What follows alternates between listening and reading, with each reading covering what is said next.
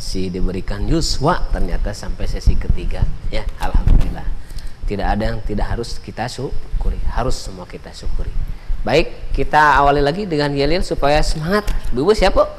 Siap ya. Tadabbur Quran membuka kunci hati, tambah cerdas, hidup barokah insyaallah. Insyaallah semakin dekat kita dengan Al-Quran akan berkah yang akan kita dapatkan. Di sesi ketiga, mungkin sebelum pertanyaan dari yang lain, boleh. Saya tanya dulu, Ustaz, boleh ya? Iya, mangga. Ya. Jangan sulit-sulit ya. Oh, enggak. Jadi kaitannya mungkin kalau dengan cerdasan, ya. Ada seorang, kemudian kaitan juga ketaatan. Ada orang yang sudah berazam mau taat. Yeah. Orang yang sudah berazam mau berjuang di jalan Allah. Kemudian mundur. Yeah. Nah, itu seperti apa tadi? Yeah. Kira-kira. Jadi Allah Subhanahu wa taala menegaskan di dalam surat 11 ya, surat Hud. Surat Hud ya. Ayat ke-15. Ibu-ibu ada yang mau bacakan ya? Artinya saja nggak apa-apa. Silakan Bu, artinya saja. Atau Surat sama Hud. Qurannya juga boleh, silahkan ya, di dalam surat Hud ya. Surat Hud ini surat ke-11. 11 Bu, ada Bu, silakan. 11. Ayatnya boleh itu. Ibu Haji mangga. Ayatnya ayat ke-15. 15. Artinya saja. Boleh. Jadi berkaitan dengan tadi ya. Mic-nya boleh dikasihkan Ibu. Silahkan. Iya, silakan. Bu Haji Nani juga boleh. Atau ya, mic-nya pakai ya. Mic-nya dipakai, silakan. Barang siapa yang menghendaki kehidupan dunia dan perhiasannya, niscaya kami berikan kepada mereka balasan pekerjaan. Ya, balasan pekerjaan. Saya lanjutkan ya.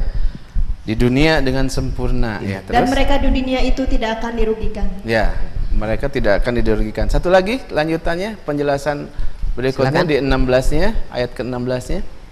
Itulah orang-orang yang tidak memperoleh di akhirat kecuali neraka, dan lenyaplah di akhirat itu apa yang telah mereka usahakan di dunia, dan sia-sialah apa yang telah mereka kerjakan. Ya, nauzubillah. Nauzubillah ya. Ciri-ciri orang-orang kafir dengan orang-orang mukmin ya, dijelaskan juga di dalam surah Al-Baqarah ayat ke-200 dan 201. Bedanya apa? Bedanya kalau orang yang beriman kepada akhirat, kepada Allah, kepada Rasulnya, kepada Al-Quran, dia mintanya, doanya itu pingin kebahagiaan dunia dan akhirat. Tetapi orang-orang yang berpaling, orang-orang cinta dunia, orang-orang yang kafir dari ayat-ayat Allah Subhanahu wa taala, maka dia keinginannya itu hanya ingin dunia saja. Ya, ingin dunia aja.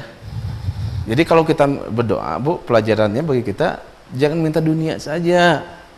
Oyong kabayar hutang, oyong bumi, oyong HP enggak, oyong kantong, nu merekna itin egnar gitu kan. Merekna naon teh? Aya we lah, ada aja.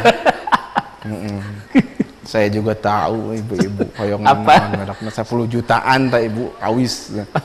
Nah, doanya sekalian ingin anak soleh, investasi ingin hafiz Quran, pingin kita teh termasuk orang-orang yang taat. Tong dudunya wae disungkeun teh Ibu, akhirat naoge sekalian. Makanya kalau orientasi dunia dan akhirat itu kelihatan dari doanya juga.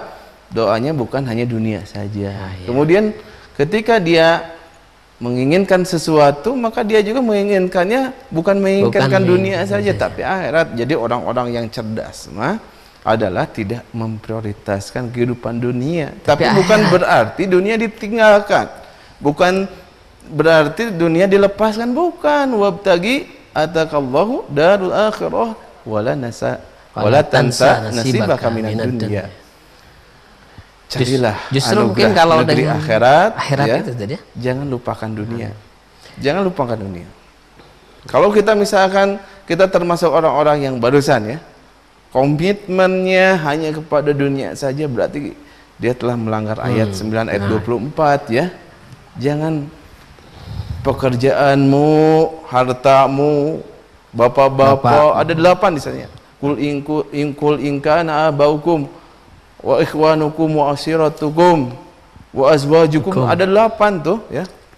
Wa amla waluk taraktumuha wa tijaratan takhsawna kasadaha ahaba ilallah wa rasulih wa jihadin fi sabilillah fatarabbasu hatta Ta, ya'tiyallahu bi amri. Jadi tunggulah sampai Allah Subhanahu wa taala menetapkan keputusannya. Para ulama tafsir mengatakan menetapkan keputusan itu erek disiksa. Hati-hati ya. Ada orang-orang yang kecintanya terlalu cinta kepada anaknya, disiksa sama anaknya. Bu, hati-hati. Terlalu cinta dengan pasangannya yang laki-laki karena istrinya cantik banget ya, makhluk yang paling seksi. Cantik. Pakai banget nih. Nah, itu disiksa dengan istrinya. Misalkan selingkuh istrinya, na'udzubillah.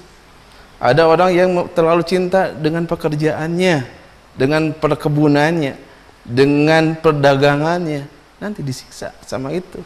Dengan pertaniannya. Hati-hati. Dengan rumahnya, dengan ladangnya, sawahnya dan lain sebagainya, hati-hati, itu akan siksa. Bu, ini mah pengalaman melihat dengan kepala saya sendiri gitu kan. Mata ya. Bukan kepala melihat. Ibu-ibu biasaan lebih ngetes ibu-ibu supaya tuduh henteu mohon konsentrasi atau masih konsen gitu. Masih semangat alhamdulillah. Makanya adalah ketika dia disiksa ya dengan semua itu, ciri-cirinya hidupnya galau. Paling tidak Allah kasih siksaan ya, kata hadisnya itu pertama, hidupnya nggak pernah cukup. Nggak pernah cukup, nggak ada sifat qanaah, nggak ada sifat syukur. Ningali teh kaluhur jeung kaluhur gitu kehidupannya. Yang kedua, dia itu selalu lelah, capek. Nah, hidup teh capek-capek teh. Sampai lupa ke pengajian, lupa untuk berjuang di jalan Allah karena kajongjonan. Kabelit dengan dunia, hati-hati. Ya. Tidak akan dibawa nanti. Hoswe maut, waduh, itu teh. Entong hos nu maut teh. Ya, nauzubillah. Ya. Abdi hos. Nauzubillah. Ya, ini hos dadan.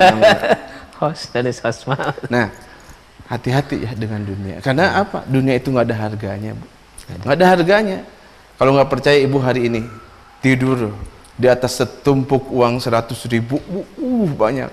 Tapi pada hari itu malaikat maut datang, hoyong tuh ibu. Alim kanggo naon teu dicanak uwi ya. Tah jamin nu kajongjonan oge sami ya. Hari-hari penuh pekerjaannya, hari-hari penuh dengan sesuatu yang tidak dibawa pulang ke akhirat. Lupa ngaji, lupa ibadah, lupa sedekah, lupa berjuang di jalan Allah. Tah. Minimal yang ketiga, dia itu senantiasa berangan-angan kosong, ibu. Hayalannya tinggi. Tulul gitu. amal. Ya. Tulul amal. Ya. Sehingga tulul amal ini hadiahnya kata Rasulullah SAW, wahan hubud dunia wa korohiyatul maut. Terlalu cinta berlebihan terhadap dunia dan takut akan kematian. Mangga, silahkan. Kita buka untuk pertanyaan, silakan Bu. Wabarakatuh. Waalaikumsalam. Saya Nani Rahayani dari Majelis Taklim Pejuang Al-Quran. Ustadz Dani, Ustadz Dadan mau bertanya tentang tadi ciri-ciri manusia cerdas secara tersurat sudah ada di dalam Al-Quran beberapa ayat. Namun sesungguhnya secara teori itu kita kadang mudah menghafal atau bahkan secara teori. Tetapi bagaimana Ustadz, kalau kita untuk melaksanakan secara amaliyah, kemudian supaya kita mempunyai kekuatan dan mempunyai keteguhan dalam menjalankannya atau melaksanakannya. Terima kasih. Cara amal maksudnya. Lanjut, langsung aja. Lanjut. Silakan. Pertanyaan kedua Bu, silakan. Bismillahirrahmanirrahim. Nama saya Tati Rumjati dari Majelis Taklim Pejuang Al-Quran Community Trans Studio Bandung. Yang akan saya tanyakan yaitu langkah-langkah apakah supaya kita menjadi manusia yang cerdas? Langkah ya, langkah-langkah gitu ya. Makasih. Wassalamualaikum warahmatullahi wabarakatuh. Ya. Baik, mungkin pertanyaan ketiga kita tunda dulu ya karena mau jeda aja. Boleh. Ya, nanti siap-siap untuk yang ketiga nanti setelah jeda. Luar biasa sahabat MKTV ya. Ternyata begitu sulit menjadi manusia cerdas kalau mengandalkan pengetahuan kita sendiri.